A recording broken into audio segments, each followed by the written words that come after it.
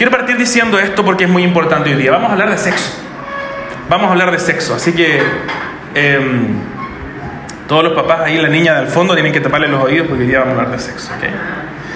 Pero, además, quiero decir que yo no soy un experto en sexualidad y hay muchas complejidades cuando hablamos de sexualidad. Necesitamos recurrir a la ayuda de especialistas, psicólogos, a veces necesitamos ir a especialistas médicos, a veces necesitamos incluso ayuda de personas aún más específicas para lidiar con algunos temas que involucran la sexualidad. Es un tema tremendamente complejo y yo no soy un experto en sexualidad. Sí creo que a estas alturas de la vida puedo decir que algo sé de la manera en que la Biblia nos habla. Y la Biblia es lo que vamos a escuchar hoy día.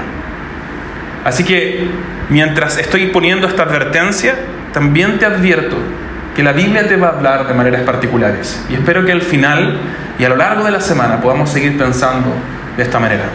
Quiero invitarles también a pensar en que esta conversación de sexo de 20-30 minutos es definitivamente insuficiente. Por lo tanto, quiero recordarles que hay comunidades misionales. Y esta semana me gustaría hacer una pausa para pasar un tiempo pensando en las preguntas específicas que surjan. Estuve pensando, creo que vamos a mandar de alguna manera un formulario para que ustedes puedan enviar preguntas anónimas, porque sé que este es un tema difícil, pero queremos lidiar con esas preguntas y conversarlas en las comunidades misionales, porque la sexualidad es un tema muy importante para la vida cristiana y es un tema donde Satanás nos tiene profundamente engañados en nuestra cultura. ¿Todos listos con la Biblia en mano?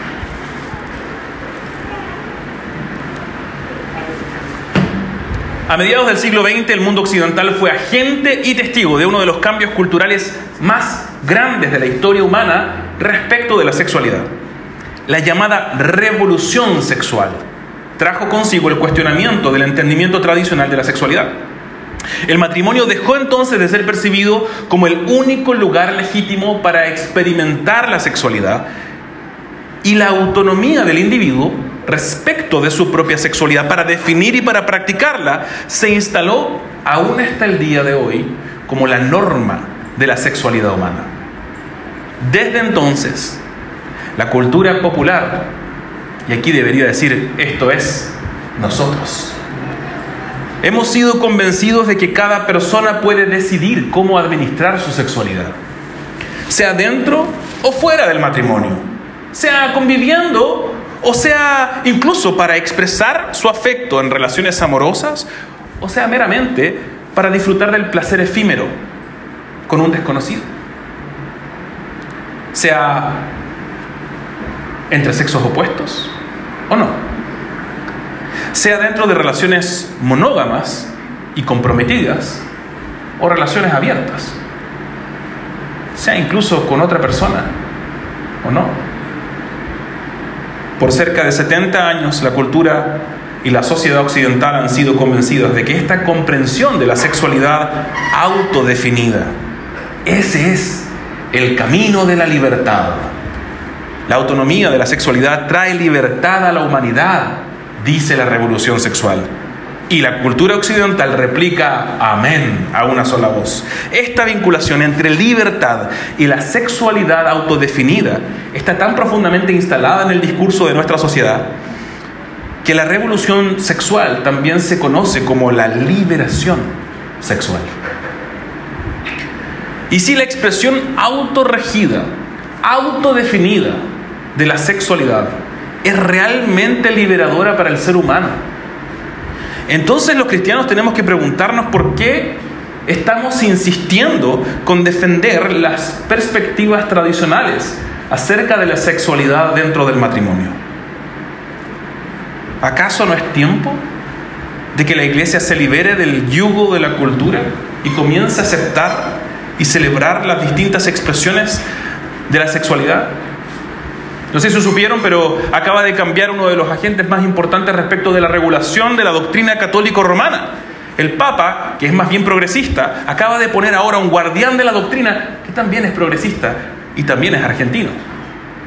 Así que el mundo, incluso dentro de la iglesia, está cambiando respecto de este tema.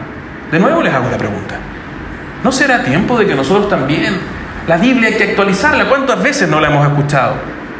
¿realmente hay un beneficio para nosotros con tomar y adoptar el discurso de la cultura y dejar de lado la sabiduría de la Biblia? Hoy día vamos a descubrir lo que el creador de la sexualidad dice acerca de ella. Les invito entonces a abrir las Biblias en 1 Corintios 6, del 12 al 20.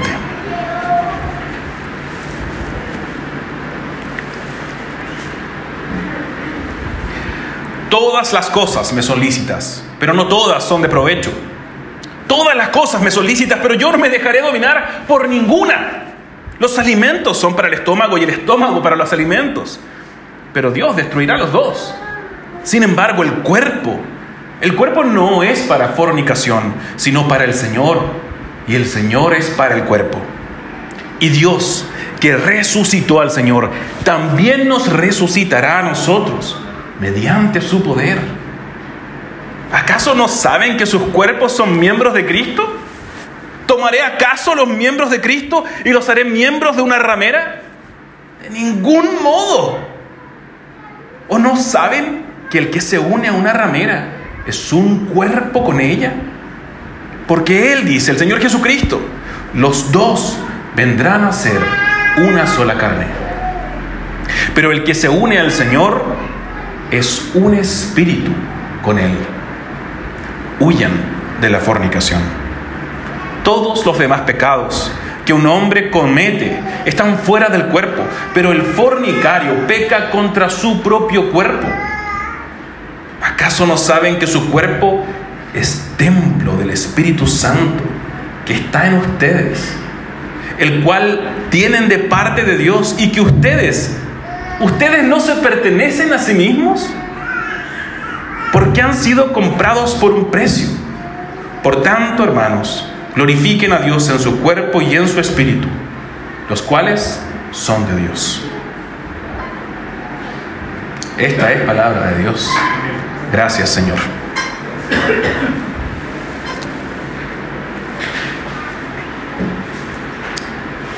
Nuestro querido apóstol Pablo le está escribiendo a la iglesia en Corinto, un lugar en Grecia que aún existen y pueden visitarse las ruinas. Y Hechos nos relata que este apóstol Pablo había estado allí por 1 año y medio evangelizando, discipulando y básicamente plantando esta misma iglesia. Y con el pasar de los años llegan noticias preocupantes a oídos de Pablo. En 1 Corintios 1 se nos dice que la iglesia corinta se ha transformado en un lugar lleno de problemas. Dentro de la comunidad resulta que hay divisiones, sectarismos, discriminación clasista y inmoralidad sexual. Porneia es la palabra griega que Pablo repite una y otra vez en estos versículos. Solo en estos 9 versículos leímos porneia y algunos de sus derivados 5 veces. Y en esta sección de la carta que habla de la inmoralidad sexual del capítulo 5 al 7, la raíz de la palabra aparece 13 veces. Algunas traducciones, cuando las leen, dicen fornicación, otras dicen inmoralidad sexual. Y esta diferencia es propia justamente de la amplitud del término en la lengua original.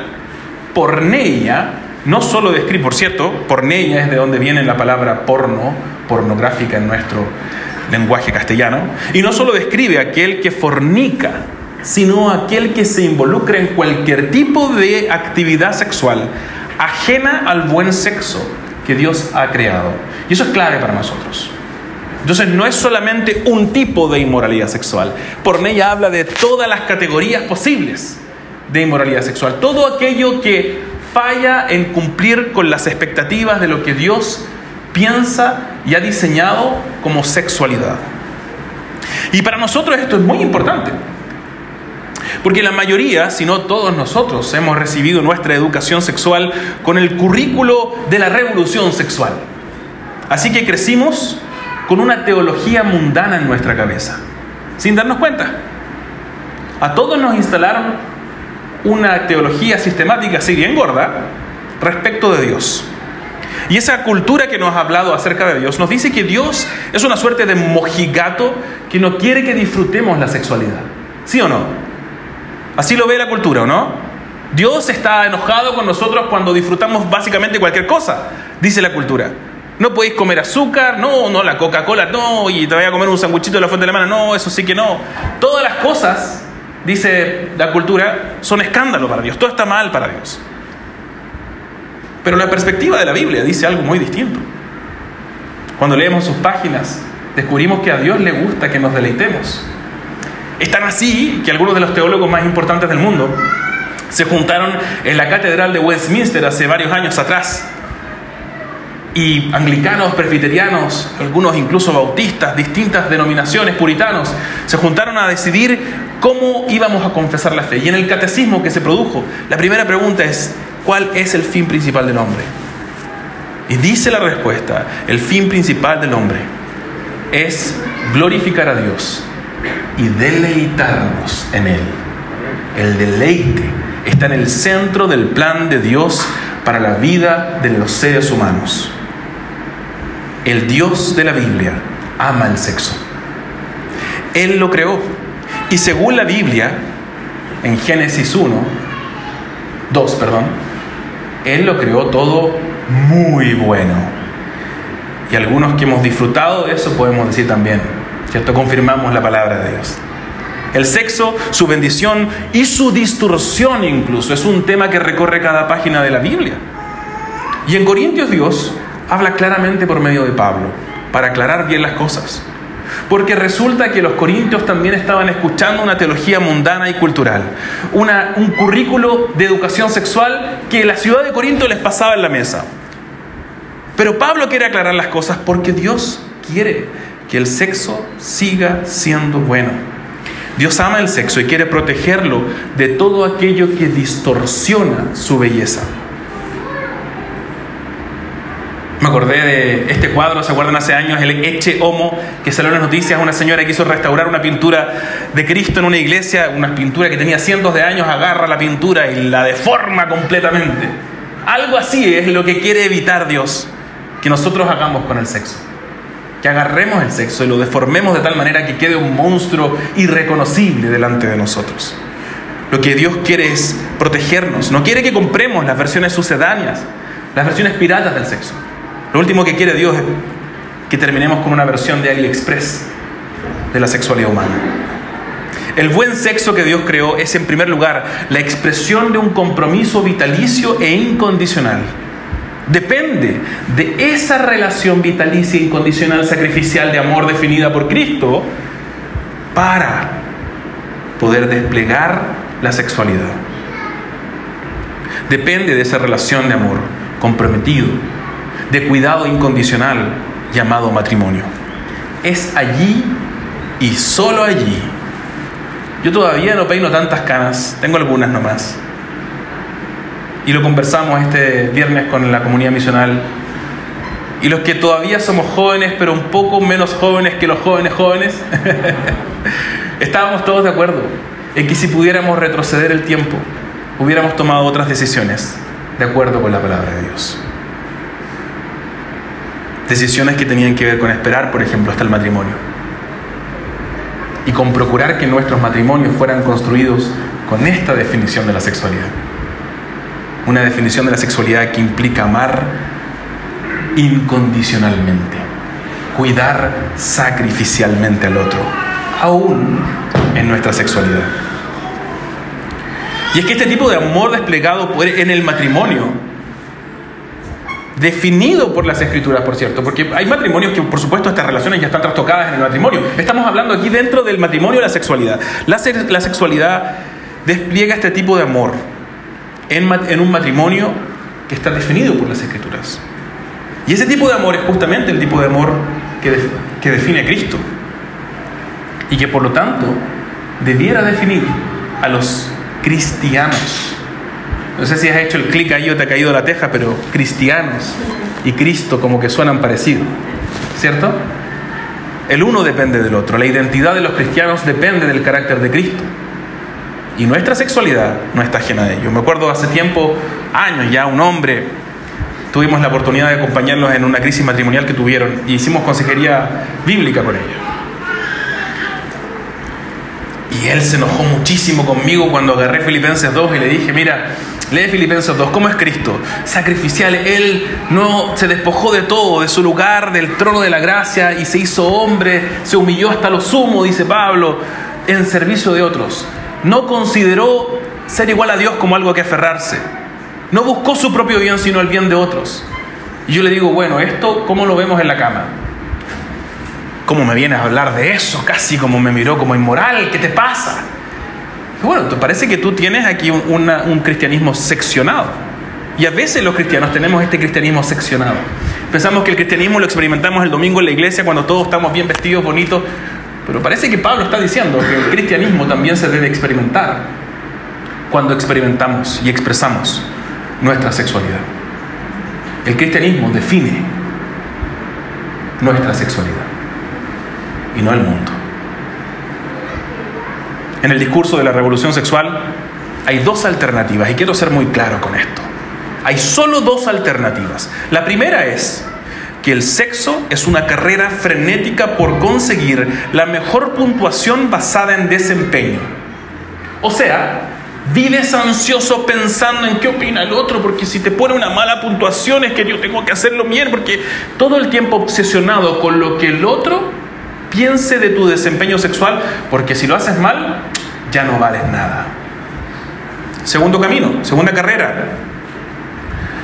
Otra carrera, frenética, pero ahora narcisista, que tiene la única meta de conseguir el mayor placer con el menor esfuerzo.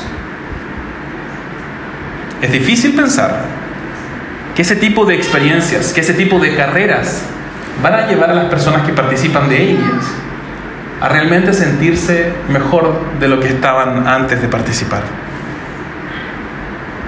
Incluso pienso que es fácil que ese tipo de búsqueda frenética, ese tipo de chip instalado en nuestras cabezas, no nos lleve finalmente a usar y abusar de otros, haciéndolos nuestros instrumentos, esclavos, para simplemente saciar nuestra propia búsqueda frenética y narcisista del placer. En un sentido muy real, el sexo definido por la cultura, el sexo fuera del matrimonio bíblico por lo demás, ese sexo es una búsqueda sádica, autodestructiva, como cuando uno tiene esta compulsión por rascarte una herida, que sabes que te rascas y te vas a dejar peor, tal cual. Ese tipo de sexo es el que el mundo nos ofrece. Y varios de ustedes saben que yo llegué a Cristo siendo adulto. Yo no crecí en la iglesia. Así que mi sexualidad también estaba muy definida por el mundo. Una de las áreas más difíciles para mí de aceptar cuando llegué a Cristo fue justamente soltar la autonomía de mi sexualidad. Yo crecí escuchando el discurso, el susurro de la cultura que decía que mi autonomía sobre mi sexualidad equivalía a mi libertad. Y sospecho que no soy el único acá. Mi autonomía de la sexualidad equivale a mi libertad. Así que estaba renunciando a pensar por mí mismo al permitir que Cristo definiera mi sexualidad. Estaba decidiendo renunciar a tomar mis propias decisiones libremente. Para mí, de alguna manera, renunciar a mi definición de sexualidad implicaba renunciar a mi propia identidad. Yo no recuerdo haber contado esto antes. Y uno siempre tiene que simplificar los testimonios de conversión, pero este fue un agente sumamente importante para mí en mi conversión. Porque cuando empecé a darle vueltas al tema del sexo y cómo Jesús, cómo Pablo hablan acerca de él, me empecé a dar cuenta de que no era tan libre respecto de mi sexualidad como yo mismo creía. Tuve que reconocer que no era yo el que controlaba mi sexualidad. Era más bien mi sexualidad la que me controlaba a mí.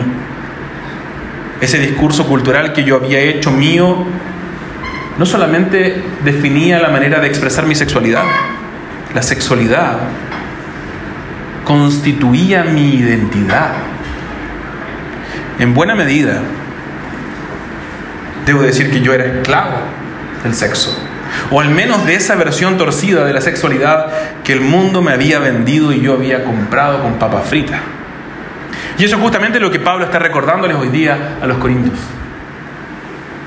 La sexualidad no equivale a libertad.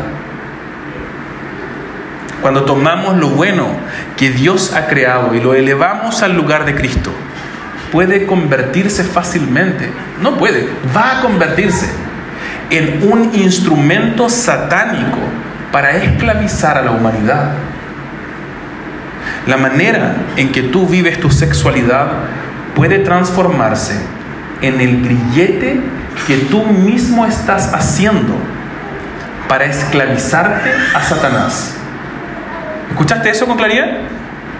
Pablo está diciendo que cuando tú autodefines tu sexualidad, estás construyendo tu propio grillete. Te estás autosometiendo a la esclavitud satánica. Y quizás estás aquí asintiendo todo esto y dices amén a la palabra de Dios porque me escuchas y piensas que la decadencia de esta supuesta liberación sexual, por supuesto que es evidente en la manera en que ha distorsionado nuestra sociedad. Quizás estás acá asumiendo y asintiendo porque piensas que Pablo está confrontando a los inmorales inmundos de allá afuera. ¿Sí o no? Y al tiro los cristianos empezamos a hacer la larga lista. No, que ¿cómo se llama? La ideología de género. Vamos a hablar de esos que están ahí. Pero Pablo, hermano, hermana, no está escribiéndole a la municipalidad de Corinto, ni al gobernador de Corinto, ni a quien le sea pertinente dentro de la ciudad de Corinto, atentamente. ¿A quién le escribe Pablo? A los cristianos que están en Corintos. Amoroso Pablo, incluso en su introducción dice a los santos y fieles que están en Corintos. Así que hermanos santos y fieles, a 2000 años de Pablo en Corinto, a cerca de 12.000 kilómetros de distancia entre Corinto y Vitacura, nosotros aquí en Cristo Redentor Vitacura tenemos que preguntarnos si no seremos nosotros también parte de esa lista de inmorales que están viviendo una sexualidad definida por nosotros mismos o por la cultura en realidad, en vez de por Jesús. Primera de Corintios está aquí para recordarnos que si realmente le pertenecemos a Cristo, entonces nuestra sexualidad también debería ser un reflejo de esa identidad. Porque, por cierto, ese discurso cultural que dice que tu sexualidad te confiere y define tu identidad es otra de las inversiones trastocadas que han surgido en este mundo desde Génesis 3. Para el pueblo de Cristo, nuestra identidad es la que define nuestra sexualidad. Y nuestra identidad, dice Pablo, está en Cristo. No sé si puedes mostrar el final del texto, Cata.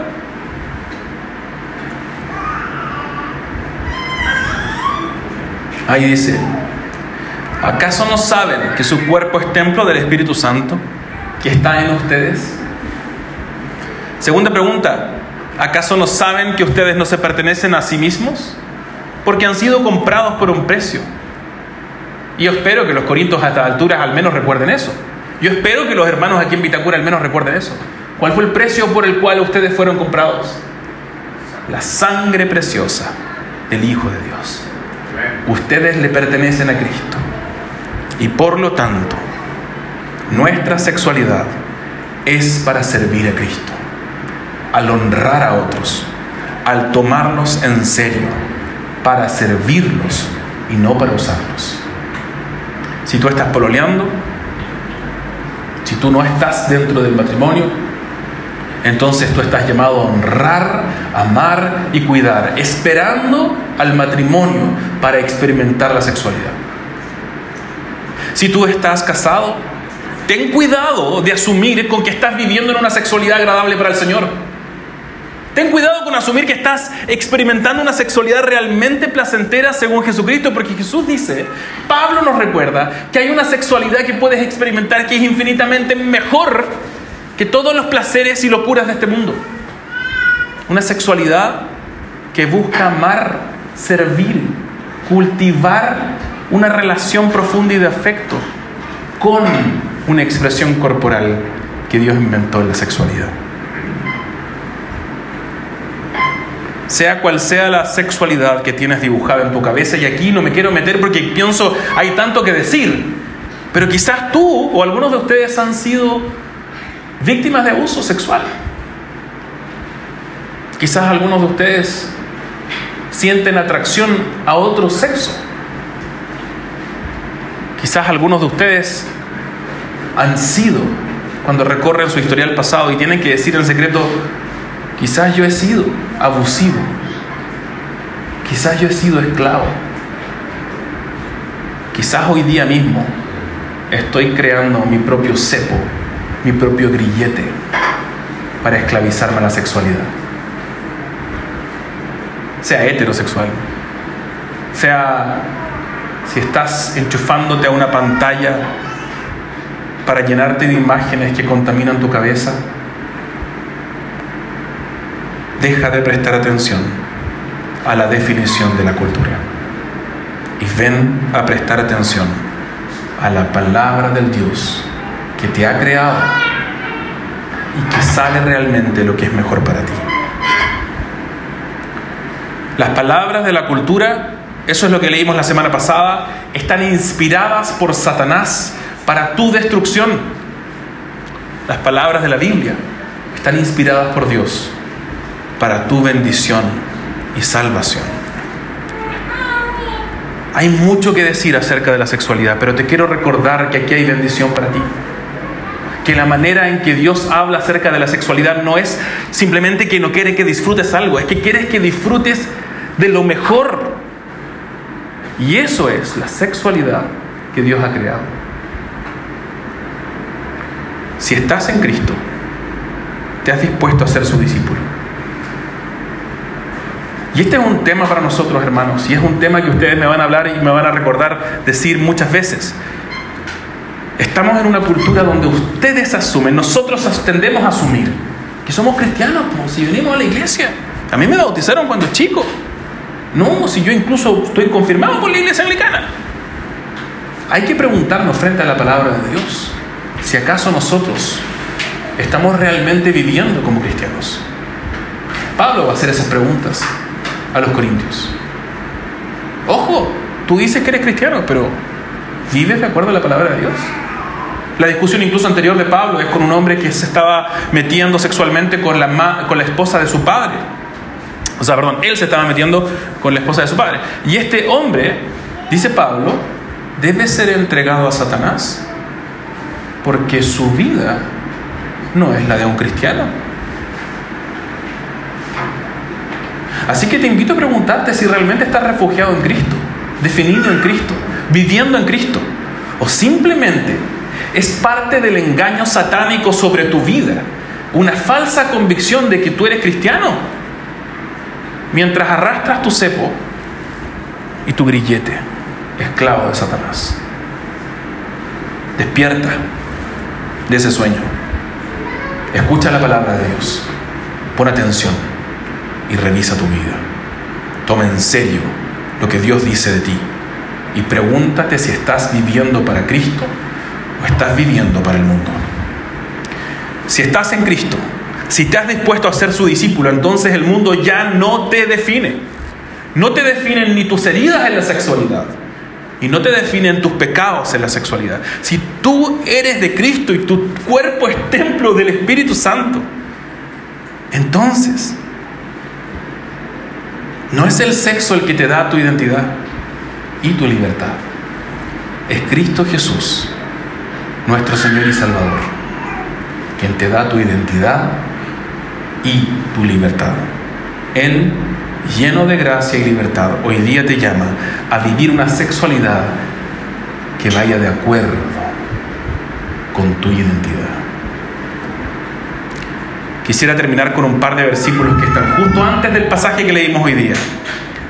Estas son las palabras de Pablo, el apóstol de Jesucristo, en 1 Corintios 6, del 9 al 11. No va a salir ahí, así que pon atención. Pablo dice así: ¿Acaso ustedes no saben que los injustos no heredarán el reino de Dios? No se dejen engañar, ni los inmorales, ni los idólatras, ni los adúlteros, ni los afeminados, ni los homosexuales, ni los ladrones, ni los avaros, ni los borrachos, ni los difamadores, ni los estafadores heredarán el reino de Dios. Hasta aquí, quizás desde nuestro conservadurismo político diríamos todos, amén, amén. Escucha esto con atención. Y esto eran algunos de ustedes. Pablo le está escribiendo su carta básicamente a la primera comunidad LGBTQI+ cristiana hace 2000 años en Grecia. Y esto les dice: esto eran algunos de ustedes, pero fueron lavados, fueron santificados, fueron justificados en el nombre del Señor Jesucristo y en el Espíritu de nuestro Dios. Hayas llegado hoy día como hayas llegado, si arrastrando el cepo o quizás curándote las heridas todavía del cepo, sea cual sea tu corrupción en la historia pasada o tu herida en tu historia pasada, si estás en Cristo, ese es tu pasado. Si estás en Cristo, has sido lavado, santificado y justificado en el Señor Jesucristo y en el Espíritu de Dios. Y eso, a mí al menos, me parece mucho más liberador que cualquier experiencia que la revolución sexual nos quiera vender. Permítanme terminar orando.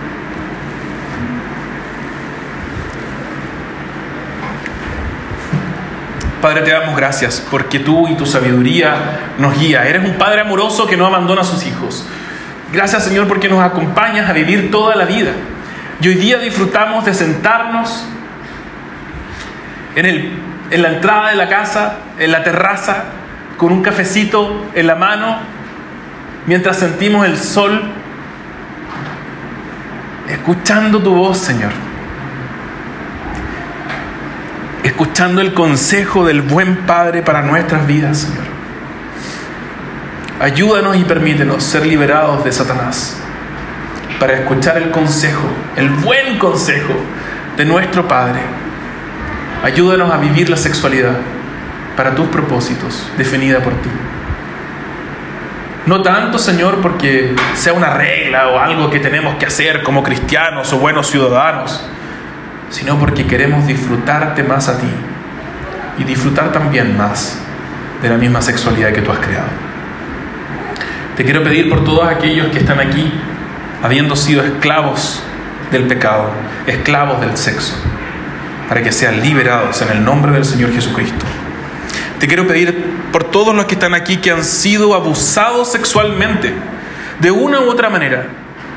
Te pido que tú los sanes en el nombre del Señor Jesucristo. Y te quiero pedir por todos nosotros, Señor, para que podamos vivir realmente quienes somos, que nuestra identidad defina nuestra sexualidad y que podamos vivir definidos en Cristo Jesús como tu pueblo, como la nueva humanidad, para tu gloria y para nuestro deleite. En el nombre de Jesús. Amén.